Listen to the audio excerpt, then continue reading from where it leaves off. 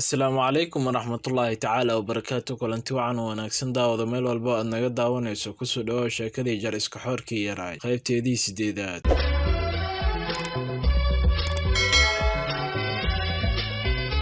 qaybta 7aad sheekada waxay inoo joogtay dariiqad kale oo ay ku jid maraan ma jirin.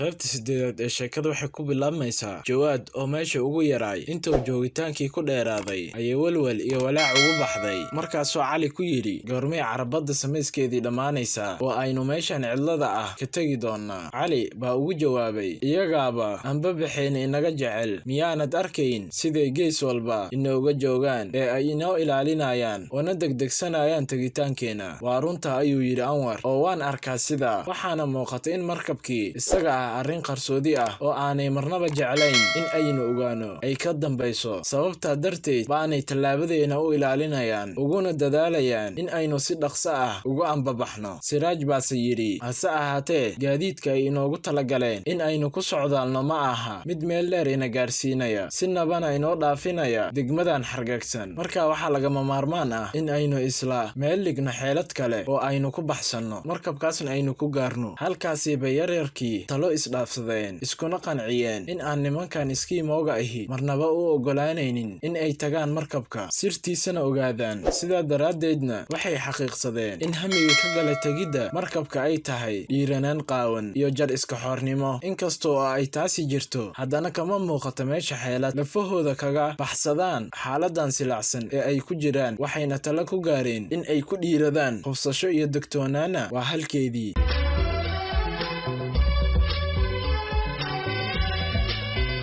Anwar baa dabadeed intuu wax yar fikiray yidhi mar haddaanay carabadda la inoo samaynayaa ina gaarsiinayn caro la degan yahay oo ka baxsan lamadegaankan barafka ah, aniga iima muuqato waxa aynu ka hadlayno. isla mar ahaantaana faa'iido aan ka helayna gaadiidkan markabka ma jirto, sababta oo ah markabka laftirkiisa ma raaci karno iyaga oo sidaan inoo ilaalinayaan. waxaa kale oo jira sidaan anigu sheedda uga arkayay markii showladdu markabku soo muuq baxday haddana qarsoontay. waxay ila noqotay in muuqaalka showladdu si markaa waxaaban u malaynayaa in markabku uu yahay mid degay oo aanay halkan waanwaan safar inooga jirin. warkaasoo Anwar yiri waxay wiilashii kala gelisay quus rajo iyo waanwaan la'aan, islamarkaana ay talo sidaa uga caddaatay asxaabtii. waxayna hal mar maqleen guux diyaaradeed oo hawada sare ka soo baxaya. kadib iyaga oo saadaal cuduun qalbigoodii gashay ayay gebigood samada kor u wada eegeen. nasiib darrose diyuuraddii ayaa sidii xidig hal mar la waayey, korkoodiina hal mar ka gudubtay. markii ay qarsoontayna uur xumaantii iyo yididiila la'aantii baa dib ugu soo noqotay.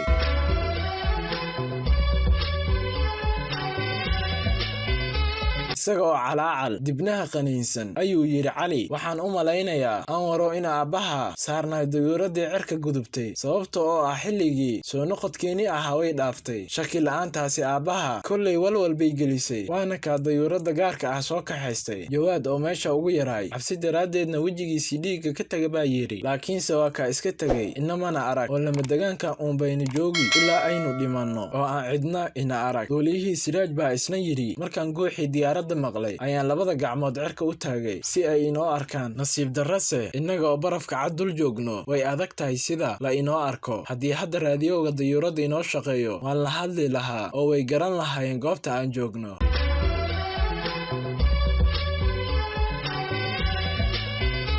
intaas waxay noogu dhammaaday qaybtii 8aad ee sheekadii jar iska xoorkii yaraay.